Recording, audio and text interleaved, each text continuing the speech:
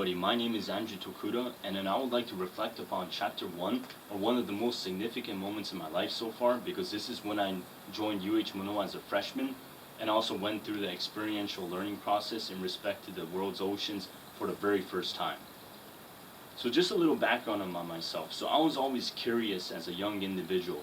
So this goes back to Ramsey Musalam's TED Talk about having curiosity as a student is a very important thing. I believe that this is highly substantial because I had the same thing as well. For example, I was always interested in snakes when I was around 7 years old. I basically asked questions about snakes, got answers, and then I elaborated upon those answers, asking even more questions.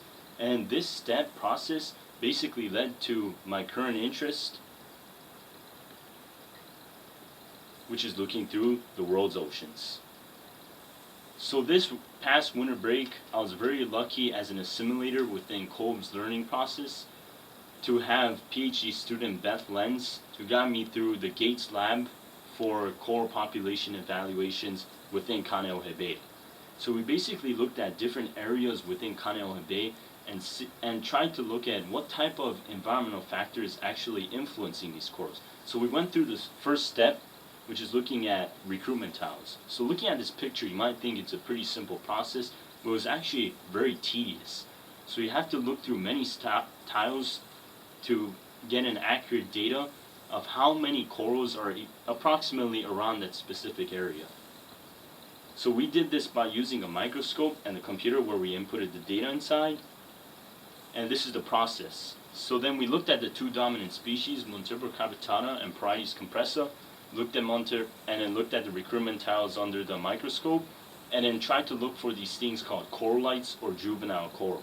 So when we put out the tiles during the coral spawning season, which occurs around June, July, and August, eggs land on these tiles and then form corallites, which are approximately 1 millimeter in diameter. So we counted these corals, and then we circled when we found the corallites. Some were harder to find, such as this one, and others were easier to find.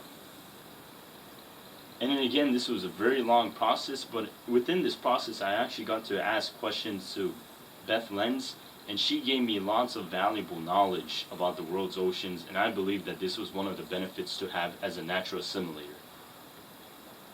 These were other exciting things that I found during the research, such as some isopods, brittle stars, and also spicules, which is a defense mechanism used by sponges. Other hard work included cleaning racks and also cleaning arrays, which are used to suspend tiles out into the water column.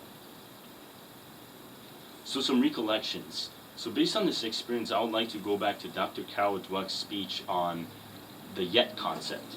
So when I was very young, this was a problem. I was feeling that I wasn't getting the experience I needed necessarily yet. And I was always like, when am I going to get this experience? I'm not getting it yet. And this drove me eventually to getting this internship. And this internship opened a whole new door of what it's like to work in a lab. And therefore, I would like to refer back to the literature on experiential learning as an undergraduate curriculum. I believe that one of the students also mentioned that this should be implemented early in our educational system. And I believe that this is true because from an early age, if you really experience what you want to be good at, or moreover your passion, then you'll get to explore more and therefore find the experience which met your yet concept, and then find out what it truly takes to become that type of individual, to live your passion.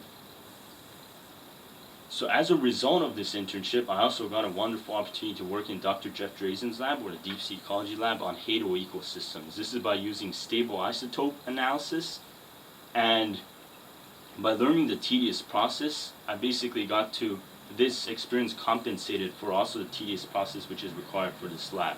So again, this internship experience should be implemented from a very early time, and this is what I highly suggest for future educators on how they should shape students for a better future.